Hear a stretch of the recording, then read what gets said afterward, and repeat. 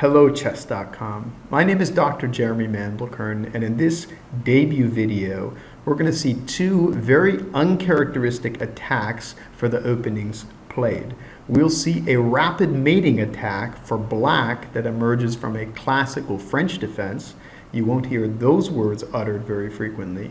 And we'll also see in our second game a very rapid attacking rebuke for white against the Blumenfeld Gambit. Also of interest here in that in the Blumenfeld Gambit, normally white has snatched a pawn and he's the one defending against a strong black initiative and attack. As far as these games are concerned, they're from 2006 and 2012 respectively, and I played these games against two very strong Florida brothers, Troy and Chaz Daly, who are both now national masters. I have to mention as well that these games are somewhat of outliers from the many battles I've played against the Daly brothers in both the speed at which I'm able to whip up successful attacks and for the outcomes. As National Master Larry Storch has said, it's rare when Jeremy Mandelkern moves his pieces beyond the third rank. So these games are unique in that, hey, I'm attacking when normally I am a rope-a-dope boxer. Let's go ahead and take a look at our first game. This is Troy Daly with the white pieces against Jeremy Mandelkern with the black pieces from 2006 after Memorial Open. The game began e4, e6, d4, d5, knight c3, knight f6, bishop g5, bishop e7, e5, and here we have what would be a normal line in the classical French. This position, according to my database, first occurred in tournament play in the game English versus Blackburn from 1878. Both myself and Blackburn went for a6. Here you may wonder, well, why not just get on with it and play the French break here, c5. But in this position, I think this is premature. After knight b5, black has no good way to deal with this penetration into these weak squares, d6 and c7. So this should be avoided. Here, a6, covering b5 and preparing for c5. After f4, c5, we have some normal moves. And this is a good moment, I think, for white to trade d takes c. By trading, we cut down on the dynamism of the queenside pawns. And also white is preparing to gain control with his pieces of the d4 square. So I think this is a good move. After knight takes pawn, knight d4, bishop d7, a trade of pieces, and knight d2. This position, according to my records, has occurred in Grandmaster play, and the strongest white player I found to play the white side here is the ever popular GM Malik Kachian, played in a game in 1988 against a Norik, whereas the strongest player with the black pieces to play this position would be GM Predrag Nikolic, played in 1978. And here, that Predrag Nikolic peaked at something like FIDE 2678, so quite a strong player playing the black side here. I played a novelty, pawn to b4. Instead of this move, the other moves that have been tried here are the sensible knight e4, attacking the queen, getting tempo, castle queenside. That one looks a little strange to me, and castle kingside, a sensible move. I rejected knight e4 here because I saw that after queen e3, that knight is maybe superficially strong. White will be able to occupy the d4 square with his knight, move his bishop to d3, and white holds the positive tension. He can decide if and when he wants to trade for that knight. I didn't want to go for this, so I played this move, pawn to b4. I quite like this move. For one thing, anybody who plays the French defense, you will know that games are won and lost depending on whether you can activate your queen's bishop. We entomb it for move 1. So with this move, pawn to b4, we are dreaming of activating this piece, possibly through the b5 square. Also, since the white king has gone queenside, perhaps we can use the b and a pawns as battering rams to rock the king's bunker. And finally, we should mention as well that this pawn is too hot to take. After a move like queen takes b, big blunder, that's going to lose to knight to d3 check. So returning to our game, after this novelty b4, we have knight d4, saving our bishop, and this is the first inaccuracy played by Troy. I believe instead of offering to trade knights here, white should go for king b1. It's a flexible move, and here, typical play, now that the b pawn really is hanging, might be rook b8, either g4 right away, or maybe bishop d3 first, then g4. I don't think it'll matter much. This position looks like a logical continuation, and my silicon friend rates this as a dead equal position, maybe equal chances here. So instead of this knight b3, well, after knight b3, we capture the knight. And now there's no good reply, unfortunately, for white.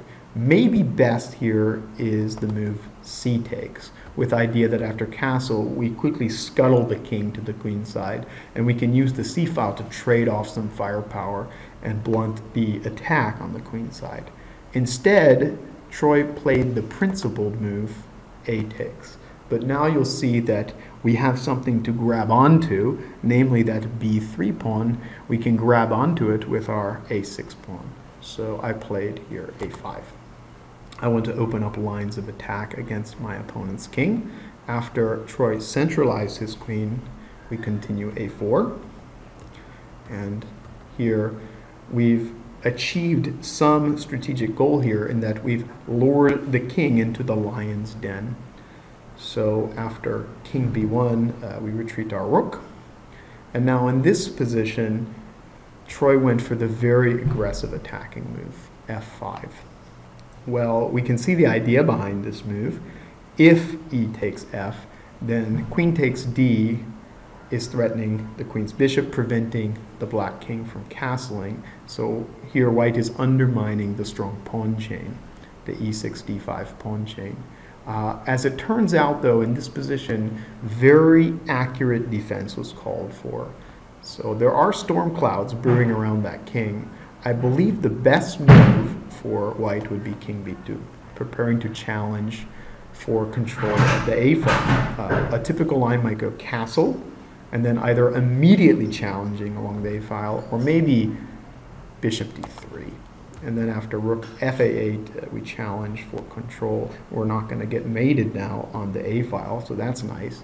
But after the move pawn to f5, a misjudgment of the position, black is much better. And after white carried forward with his plan, queen takes d, black is now clearly winning. If you'd like, pause the video and see if you can find the forced win in this position. Okay, welcome back. So here we can see that if we castle, we drop the bishop. But sometimes, if you really want something, you have to make it happen by any means, like the sacrifice of the bishop. We played castle here. Did you find castle? If so, kudos to you. Here, I believe Troy saw the writing on the wall, and he knew what was coming, but the most practical defense in this position is to take the material. And perhaps black will miscalculate and play an inaccuracy. Lucky for me, I was able to find the 25th move on the docket here, the quiet killer. So in this position, we're not going to defend our queen. We're going to go for the jugular. So here we are threatening mate along the a file now, and Troy played some desperate defending with queen to d4, defending the a1 square. You'll see that it's too late now to run the king. If we try to run the king, well, this looks unpleasant. So here, either white is going to get mated on the b2 square after, say, king b2 and rook a to a7. And also, we cannot run to the d2 square because that cuts the communication between rook and queen. So white will drop his queen. So it's too late to run. Hence, this is why Troy played queen d4. Again, see if you can pause your video now to find the quiet killer that made the bishop sacrifice sound.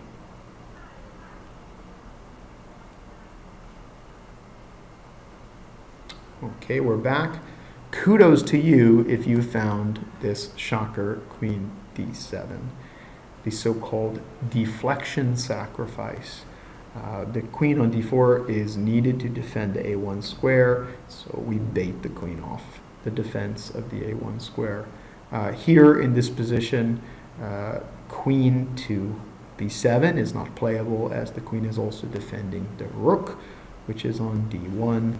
Troy tried bishop a6, but now the straightforward queen takes queen, rook takes, and rook on a3 takes bishop is good enough for the win. Certainly we're not going to play here the disastrous rook 8 takes bishop and getting mated on the back rank. Yikes. Here, observe that in this position, after rook on a3 takes bishop, we're either mating or picking up the rook on h1 or wherever it goes. So that was an interesting game. It's not very common to see such a rapid mating attack for black in the classical French. I hope you enjoyed that game. In our next game, we're going to see here a battle in the Blumenfeld Gambit that features an interesting opening idea. And I think this game might be a good advertisement for the opening idea. This game was played in 2012 between Chaz Daly and myself. I have the white pieces. Chaz is playing the black pieces. At the time of this game, I and Chaz were expert-rated players. I was rated in the 2150 range, Chaz in the 2100 range. So I was a slight rating advantage at the time against Chaz. Now both Chaz and Troy are national masters. They've exceeded me in rating and skill. But here, since I am their elder, these games played when they were still more developing and younger. I was perhaps better positioned to win a game or two. Let's go ahead and dive in. The game began d4, knight f6, knight f3, and c5, d5, e6, and b4. And here we have b5. This is the Blumenfeld Gambit, and I had my fair share of losses in this opening. It was one of these openings that just I repeatedly got bad positions out of it. And so I started to do some homework off the board, and I came up with my opening idea here, which is pawn to e4. I gather now that this is a topical line against the Blumenfeld. The most popular moves against the Blumenfeld are bishop to g5, lots of theory there, and the sensible pawn takes e6 after a typical move like f takes e6. White snatches a pawn, and in return, black has achieved the complete dissolution of white's center, and black can develop quite a strong initiative if he's able to castle kingside with a bishop on d6, maybe a queen on c7, and push for e5. White can find himself just blown off the board here. As that occurred to me in many games, I wanted something different, hence this really interesting pawn sack. What's the idea behind the pawn sack? Pawn to e4. Well, after knight takes e4, we play bishop d3, knight f6, and here we go into the same pawn structure as before, but now white has a rapid development and some initiative. And normally where black would be conducting the attack, it's now white that holds the trump cards in the attack. So quite a nice variation, I think. After castle, we have bishop d6 and rook e1. Notice how the bishop on c8 is now somewhat tied to the defense of the e-pawn, whereas normally in the Blumenfeld Gambit, since we have a pawn on e2, black is more free to develop his queenside pieces. Say bishop can develop to b7, and we don't have to worry about this weak e-pawn on e6. So here the game continued castle, knight c3, and with queen c7, I believe this is a slight inaccuracy from Chaz. Here, I think the best move is to play a6 right away. We should chip away at that annoying b5 pawn. The b5 pawn is a bone in black's throat. It prevents development of the queenside pieces. And notice the a7 pawn wasn't doing much anyways, so we might as well exchange off these pawns with pawn to a6 here, and that will open up lines for black's queenside pieces. Here instead, Chaz went for queen c7. I played pawn to h3, and here my intention is I want to make the knight on f3 an attacker, and I don't want to hang my h-pawn. At least that was my idea. Chaz went for king h8, and you may wonder here, why not just go for e5 here, which indeed looks pretty threatening. I will not show the refutation here, but e5 is a big blunder for black in this position. Perhaps in the comment section you can go ahead and leave the refutation to this blunder pawn to e5. It is not a good move. I quite like here Chaz's king to h8 for that reason, as now e5 is in the cards. I played bishop c2, which stops e5. And Chaz went for bishop to d7. I believe this is a blunder. Again, I think a6 was a better move. The problem with bishop d7 is this bishop move cuts off the communication between his queen on c7 and the king side. So maybe some tactics will be looming now on the king side. And also we see that the queen's knight still cannot get out, so maybe just playing a6 right then and there would be a stronger move.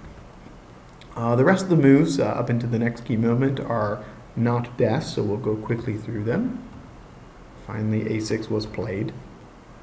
Here, perhaps to pressure my b-pawn, and the not so subtle attacking move queen d3. So here I do have a threat now. I want to play bishop takes knight, and after either rook or g takes bishop, I would be mating on h7. There's a few defenses of this attacking scheme here. Chaz went for g6. In light of the game continuation, alternatives need to be sought. It turns out the best defense is the somewhat counterintuitive rook f7, with the idea being here that if I were to go along with bishop takes knight, then Chaz will capture back with his g-pawn and defend the mating threat. Of course, though, after rook f7, we're not going to take this knight. I believe here white can continue with a move like bishop to h4, hoping to exploit the positioning of the rook, and white still holds the trumps. Now, another attempt at defense after queen to d3 would be the move c4. This move does knock my queen off the diagonal, but it turns out that seeding the dark squares in the center is just too costly. After a move like queen to d4, here black cannot really win anything in here, but we might as well exchange pawns. Nonetheless, to give our knight some squares to develop, that is the b8 knight, but here this doesn't look very appetizing. If black tries to take the b pawn here, what would happen? We have the very strong move, rook to a7, and after here, rook to a7, we have what would be queen c6, forced move, to defend our bishop, which is not well positioned here on b5, and then we have the killer, queen h4. This is a double threat, and there's no adequate answer. Threat number one, we want to play bishop takes knight and mate on h7, and the cheeky threat number two, we vacated the d4 square for f3 knight, forking the bishop and queen. There's no adequate reply to this. So that suggests that after queen d3, there's no respite with the move pawn to c4.